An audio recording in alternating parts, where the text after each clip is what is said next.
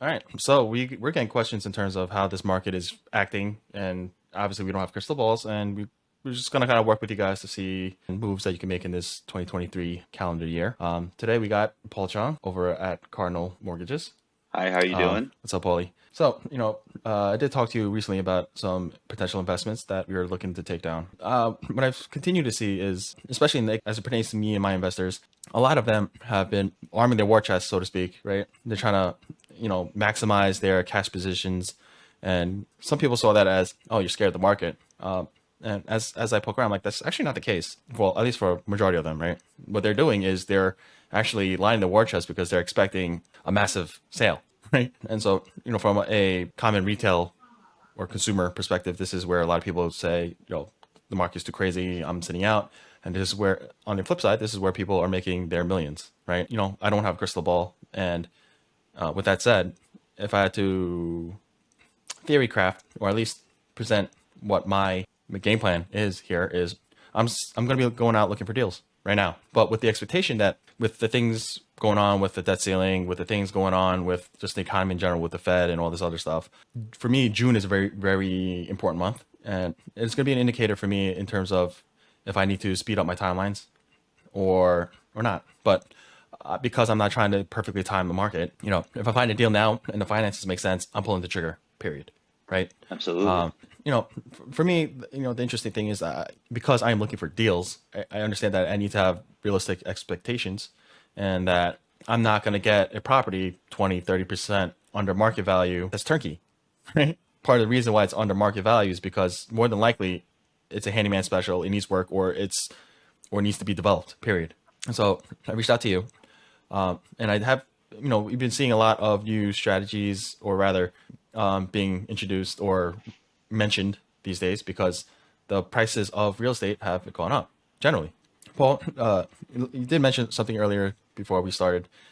You want to kind of break into some of the new things that are kind of rolling out for this year? Yeah, something I want to bring to light is that the agencies are instituting higher loan level price adjusters, LLPAs, for loans that are being delivered to investors after May 1st. So what that impacts, buyers in the market would be basically if you're not a first-time home buyer, you're more likely going to pay for points, or you're going to have a higher interest rate. Okay. Back in the day, there were like rumblings of like, oh, like as long as you do X, Y, and Z, even though you've owned a home or property, you could count as a first-time home buyer. So you want to kind of walk me through what qualifies as a first-time home buyer? Yeah, yeah, it's not just a broad term of being a first-time home buyer. You've never owned a property before. First-time home buyer means that you don't have property under your name for 3 years on title. Okay. So as long as I didn't own anything, my name wasn't on any kind of title for 3 years, then the slate is clean and I could requalify. Exactly. Okay. I've seen articles in terms of there's been an uptick, and then there was a dip in terms of mortgages that are kind of ending out into the market. And currently, it looks like the rates are up again. One of the interesting things that I've seen was, we like to look at inventory, right? What's the supply? What's and one of the things that concerned me was right now, it seems like just another adjustment, right, in the cycle. And one of the things that people were concerned about was if the supply is low, the demand drops. It's going to have an effect on price, obviously. Hmm. But what if the supply upticks and the demand drops, right? And so this is where people are like, oh, the market's going to crash. I still don't see a crash, at least in the state of New York. But it makes it interesting because when I talk to a lot of folks who have not bought yet, part of the issue that we're seeing is, well, I can't afford it. The price is too high, which I agree. Well, it's not. I don't know. Too high is, I believe, is subjective, right? But it's high, right, for most. And I think a lot of them take a look at these type of market cycles and they just go about their day. My argument here is this is millionaire making season. You should be prepping. I start sounding old geezer ish, but it's like stop spending money on things you don't need. Stockpile as much cash as you can, right? And for me, it's like on the off chance the market really does super tank, you have some cash to keep you afloat. But on the other side, if the market shifts, you have liquid funds so you could deploy and lock down some sick deals, right? Right. Regarding the market, I would say this is the time where kind of investors stand out. Everybody thinks they know what value is. But I think a good investor, or like the higher level investors, they're reading into other details that are a little bit more in depth as far as the market and what values these properties should be, right? And Hmm. that's where you're going to find deals. When it comes to interest rates and, the cost of homes, right? That's just the marketplace. The marketplace dictates that, but with supply and demand. Where investors separate themselves from regular home buyers is that they see where their margins are. They underwrite their deals a little bit differently. They have certain value adds that can generate more profit and more premium for them. That's where the deals are in a marketplace where it's a little bit unstable, right? Like, not, you don't just buy a home and it's a home run. You have to find the right property with certain appreciable assets, features, and then if you do a value add on the property, and then that's just going to compound. And it makes it interesting, right? Hmm. I mean, we've seen it in Fresh Meadows, we've seen it in Bayside, where a lot of these like capes and small one floor houses are suddenly becoming these mini McMansions, right? And a lot of people get lost on this process. And for me, it's interesting because there are a lot of folks who will say I can't afford it, right? And I do want to touch into some potential loan products that they might be qualified for, and other people just don't see the value in it, right? Very commonly, I'm seeing also they'll put the the legal addition to the house, right? Where, like, for instance, it might have been a 1,300 square foot house, and they due to the changes they could make it now a 2,000 plus square foot house, right? So the additional bedrooms, the additional bathrooms, the square footage, all that helps with the evaluation of the home. But in their mindset, they're thinking, we'll fix it. And, since we're selling the house anyway, well, I guess we'll just move the stuff out. Makes everything easier, right? But for those people who assume that you need to have all your money in these costs, I mean, are there, like, there were loan products, no? Right. So the way the market is right now, I think you're starting to see that homes are starting to sit more, unless it's a turnkey property. I think buyers are more drawn to turnkey properties. They want to close and start living in it.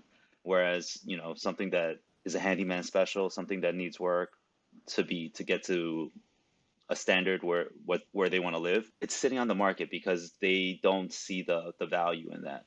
So I've been telling everyone that I work with to kind of look into 203K loans. They really can fit into this kind of marketplace. Not only does it allow people with lower down payments to buy a property, to buy your first property, your primary home, you can also finance the renovation costs into it. And the value of the home is, to help you qualify, is the appreciated value after the work is done. So you get into the home and then you put in the work and you get to enjoy the equity, with the loan. I think that's a great option for people that, they got priced out of the market during COVID with low interest rates because there were 50 offers on homes. People weren't even looking at, 10% down payment. Some 20% down payments were getting ignored, right? With cash Hmm. offers. Now, with the properties that have been sitting, you can renovate the property. And also, another low key benefit of a renovation loan is that you can delay your monthly payments for 6 months during construction, because you need a place to live, right? If you're Hmm. doing substantial construction, you're not going to live in the property, right? So in order to justify that, you have a 6 month break for making Interesting. your mortgage payments.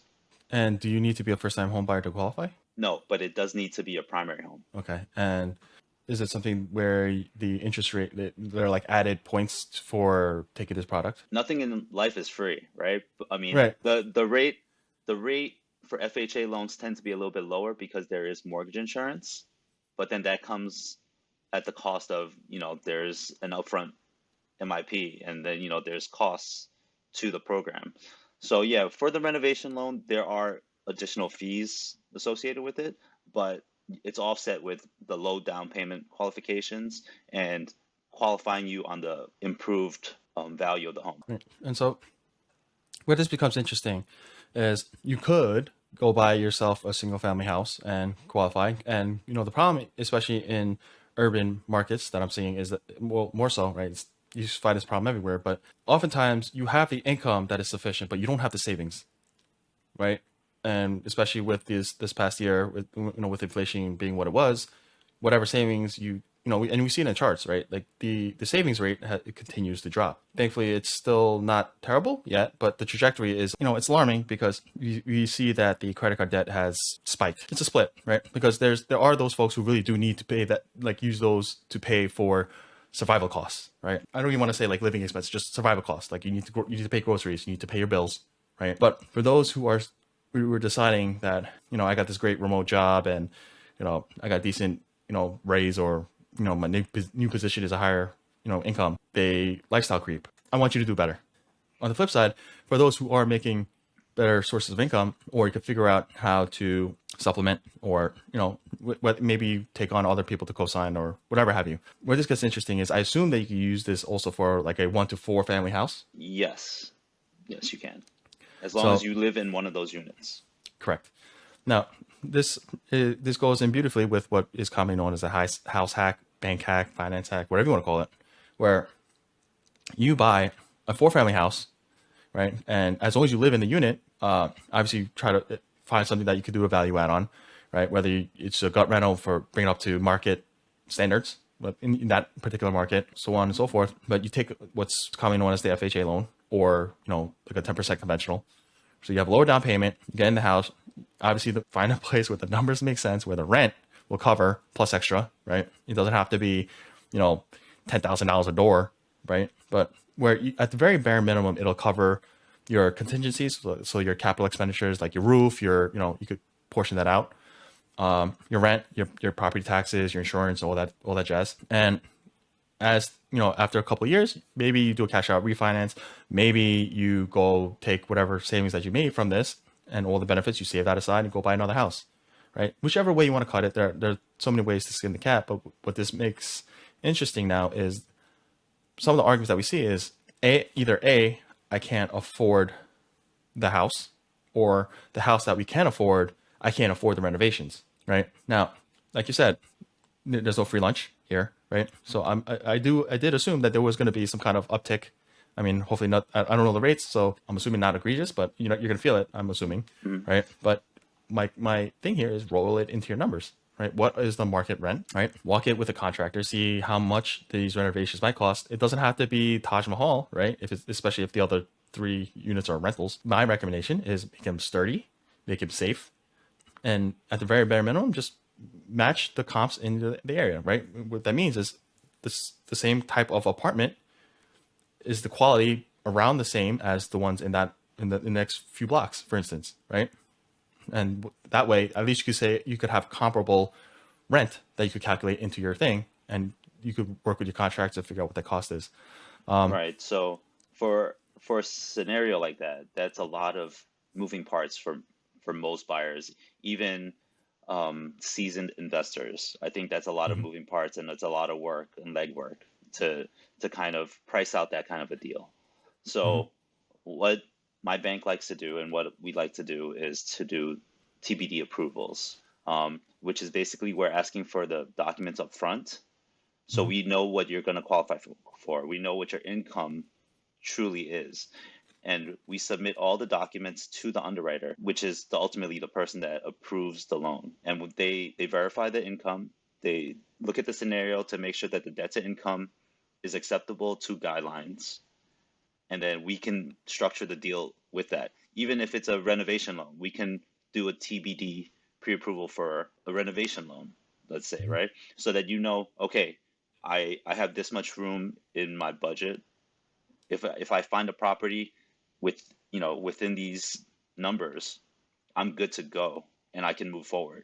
Even they fluctuate a little bit. Speak to a lender that is going to work with you like that. Is that's going Mhm. to just give you so much peace of mind. You're not Mhm. shooting in the dark when it comes to your numbers, right? You're going to get up to date interest rates.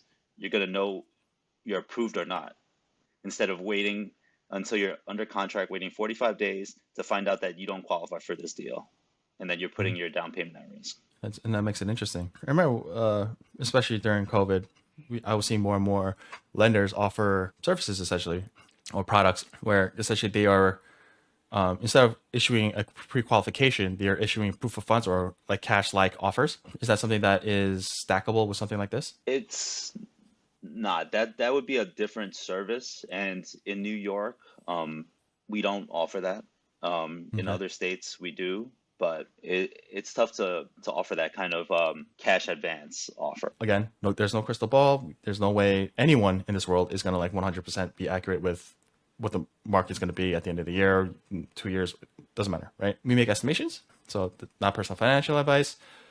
But with that said, for those who have, sat on the sidelines and are they do want to buy property, but just you know aren't or don't think they're ready yet. What are some of the steps that you would kind of walk them through? Speak to a lender. Speak to somebody that you trust or somebody that's recommended to you that is kind of give you that will give you information.